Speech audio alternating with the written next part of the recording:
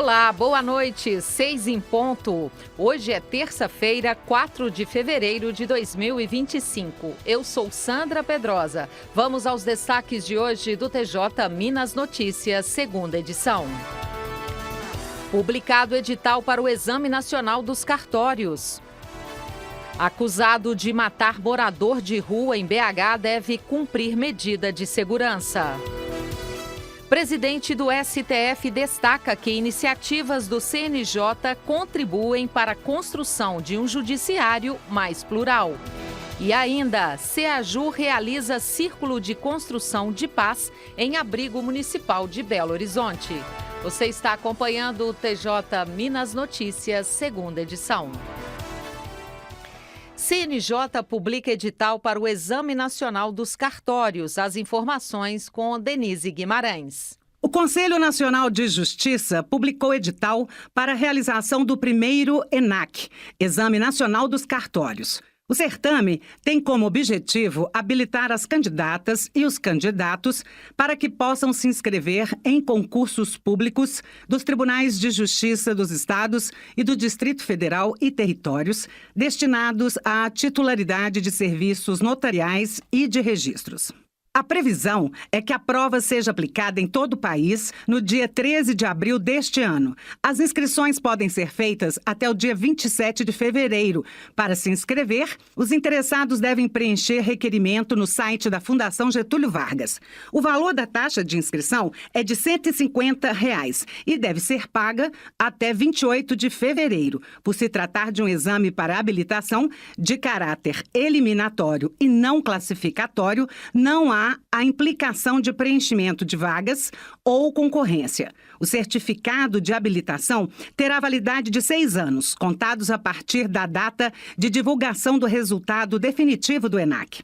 O edital informa ainda que são requisitos para participar do Exame Nacional dos Cartórios: ter a nacionalidade brasileira ou naturalidade portuguesa, ser maior de 18 anos e bacharel em Direito, com diploma registrado, reconhecido pelo MEC, ou ter exercido por 10 anos função em serviços notariais ou de registros completados até 13 de junho de 2025. A prova será composta por 100 questões de múltipla escolha e os candidatos serão avaliados por meio de conhecimentos em disciplinas como Direito Notarial e Registral, Direito Constitucional, Administrativo, Direito Tributário, Civil e Processual Civil, Direito Empresarial, Direito Penal e Processual Penal e Conhecimentos Gerais. Será considerada habilitada a pessoa que obtiver resultado igual ou superior a 60% de acertos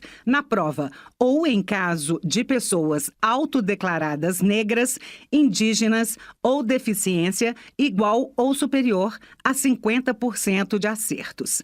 O link de acesso ao edital está em cnj.jus.br. Do Tribunal de Justiça de Minas Gerais, Denise Guimarães.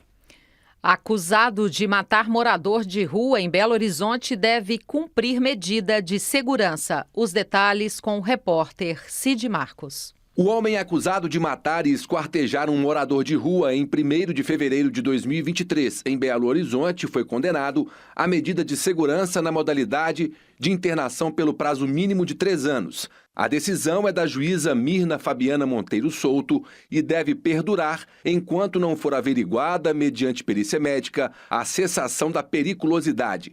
O julgamento de Matheus Peixoto de Barros ocorreu no 2º Tribunal do Júri. Tanto a promotoria quanto a defesa utilizaram pouco mais da metade do tempo previsto nos debates e concordaram na tese de que houve homicídio qualificado, com causa de diminuição da pena, prevista no artigo 26 do Código Penal, que prevê a inimputabilidade ou semi-imputabilidade do acusado. Com isso, os jurados votaram uma única série de quesitos, reconhecendo, por maioria dos votos, que o acusado cometeu o crime de homicídio qualificado e também a causa de diminuição da pena da semi-imputabilidade.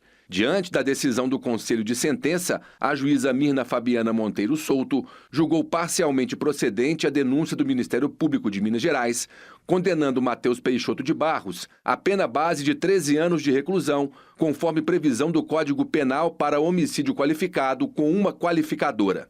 Diante do laudo atestando a semi-imputabilidade, a pena foi reduzida para 8 anos e 8 meses de reclusão. Ao sentenciar o réu, a magistrada considerou que o acusado demonstrou frieza no interrogatório em plenário, além de relatar que comprava coelhos no mercado e os matava para sentir mais aliviado e calmo.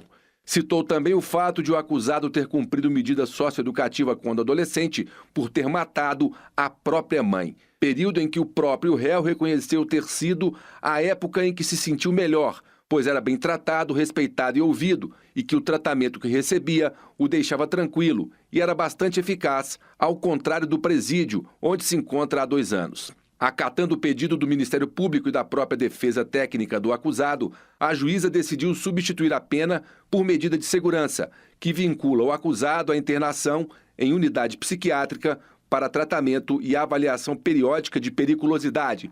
De acordo com a magistrada, diante da periculosidade do réu e do risco de reiteração criminosa, a única medida adequada ao caso concreto é a medida de segurança na modalidade de internação pelo prazo mínimo de 3 anos.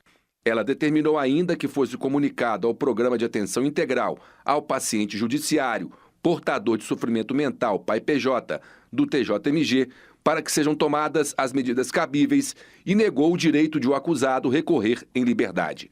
Do Tribunal de Justiça de Minas Gerais, repórter Cid Marcos. Vamos falar de economia. Devedores reincidentes aumentaram entre novembro e dezembro. As informações com o repórter Eduardo Kovaleski.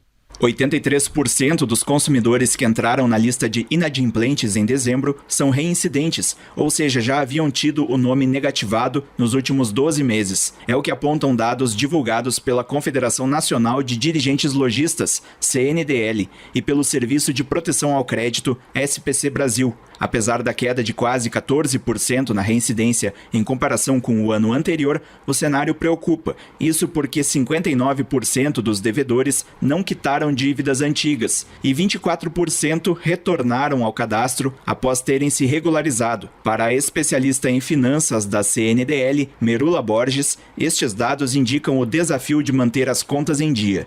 Isso mostra muito da dificuldade que o brasileiro tem de sair da situação de inadimplência, já que depois que a dívida entra nessa situação, ela tem mais juros, e aí uma dívida que era mais barata acaba entrando no efeito de bola de neve e fica mais cara, é mais difícil para o consumidor quitar depois. O volume de brasileiros que quitam dívidas também recuou. Houve redução de 7,3% nos que saíram da negativação em 2024 comparado a 2023. Em média, cada consumidor recuperado desembolsou R$ 2.670 na soma de todas as dívidas que tinha. Mais da metade deles pagaram até R$ 500 nas dívidas que possuíam. Merula afirma que a renegociação de dívidas precisa ser planejada para que seja cumprida. A gente percebe que boa parte dos acordos não são cumpridos e isso tem uma relação com a falta de planejamento e com a perspectiva irreal, às vezes, do consumidor em fazer um planejamento que não vai ser cumprido. Quando a gente pergunta para o consumidor se ele tem intenção, ele até diz que sim, mas também diz que o pagamento da dívida vai comprometer as contas básicas da casa. Então tem que fazer um levantamento completo e reunir algum valor antes de partir para a negociação para que ela seja cumprida e aí sim sair sem voltar para a inadimplência. A faixa de 30 a 39 anos lidera a reincidência, com 24,5%, enquanto a de 50 a 64 anos tem o maior índice de recuperação, com 22%. A distribuição por gênero é equilibrada. Mulheres representam 53% dos reincidentes e 51% dos que quitaram dívidas. Agência Rádio Web, produção e reportagem, Eduardo Kovaleski. A seguir no próximo bloco. Presidente do STF destaca que iniciativas do Conselho Nacional de Justiça contribuem para a construção de um judiciário mais plural. E ainda, Ceajur, da terceira vice-presidência do TJMG, realiza círculo de construção de paz em abrigo municipal de Belo Horizonte. São 6h10, nós voltamos em instantes. Aguarde. Presidente do STF destaca que iniciativas do CNJ contribuem para a construção de um judiciário mais plural. Os detalhes com Carolina Cassola. Na abertura do ano judiciário de 2025, o presidente do Conselho Nacional de Justiça e do Supremo Tribunal Federal, ministro Luiz Roberto Barroso, destacou que o judiciário deve servir melhor e com maior diversidade à sociedade brasileira. A declaração foi feita durante solenidade no STF na tarde da última segunda-feira. Para alcançar esse ideal, o ministro citou, entre outras iniciativas, a criação do ENAM, Exame Nacional da Magistratura, a promoção da paridade de gênero nos tribunais e o aumento de candidatos negros nos concursos para a magistratura. Barroso lembrou que as medidas implementadas por meio do CNJ contribuem para incorporar com qualidade a diversidade brasileira também no Poder Judiciário. O presidente do STF reforçou que a instituição do ENAM, conduzido sob a supervisão do CNJ, cria um padrão nacional de qualidade e elimina rumores de coisas erradas que aconteciam. Ele também informou sobre o Exame Nacional de Cartórios, que deverá ter a primeira seleção em abril deste ano, sob supervisão da Corregedoria Nacional de Justiça. Quanto à busca pela paridade de gênero no judiciário, o ministro citou uma resolução do Conselho que determina, no mínimo, 40% de desembargadoras nos tribunais brasileiros. Para alcançar o percentual, as cortes deverão fazer a alternância de listas mistas e exclusivamente femininas para as promoções à segunda instância. Da agência Rádio Web, Carolina Cassola. Vem aí, gente, a primeira edição do Intervalo Cultural do ano na sede do Tribunal de Justiça de Minas Gerais. Nesta sexta-feira, dia 7 de fevereiro, ao meio-dia, haverá a apresentação da cantora Nega Jack, na entrada do edifício do TJMG, na Avenida Afonso Pena, 4001, no bairro Serra, em BH. Nega Jack é uma cantora que apresenta um repertório diversificado de ritmos internacionais e nacionais. Ela já participou de programas de TV, eventos e do Carnaval de Belo Horizonte. Vale a pena prestigiar. A apresentação é gratuita e aberta ao público externo. CEAJUR realiza Círculo de Construção de Paz em abrigo municipal de Belo Horizonte. Mércia Lívia. A CEAJUR, Central de Apoio à Justiça Restaurativa da Terceira Vice-Presidência do TJMG, realizou em Belo Horizonte pela primeira vez um círculo de construção de paz em um abrigo municipal de acolhimento de adolescentes em situação de vulnerabilidade. Por demanda da CIA, Vara Infracional da Infância e da Juventude da Comarca de BH, duas facilitadoras de diálogos acompanharam por meio de práticas restaurativas um processo que envolve adolescentes residentes no referido abrigo. A integrante da equipe da CEAJUR, Ana Cristina Speciali, e a servidora do CEANUP, Serviço de Apoio ao Núcleo Permanente de Métodos Consensuais de Solução de Conflitos, Clarissa Pires Monteiro de Castro, que integra o Banco de Facilitadores da CEAJUR. Inicialmente, foram realizados 8 pré-círculos, que anteciparam e ensejaram a promoção do Círculo de Construção de Paz, que contou com a participação de 9 adolescentes e uma funcionária do corpo técnico do abrigo, além das 2 facilitadoras. Essa metodologia da justiça restaurativa visa promover a cultura de paz e pode ser aplicada tanto para situações de conflito como para a prevenção da violência e fortalecimento de vínculos. O tema abordado foi diversidade e inclusão e propiciou um momento de acolhimento em um espaço seguro para diálogos.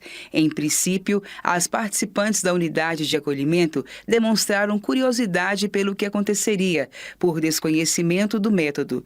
Depois de conhecerem os procedimentos, manifestaram satisfação com a experiência ao compartilharem histórias relevantes, expressarem sentimentos e serem motivadas a reflexões.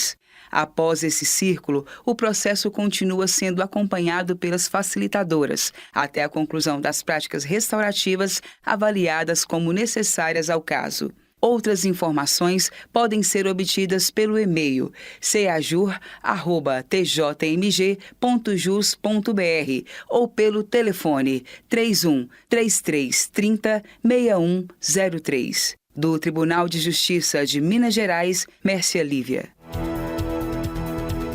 6h15. O TJ Minas Notícias, segunda edição, fica por aqui. Uma ótima noite para você. A gente se encontra amanhã.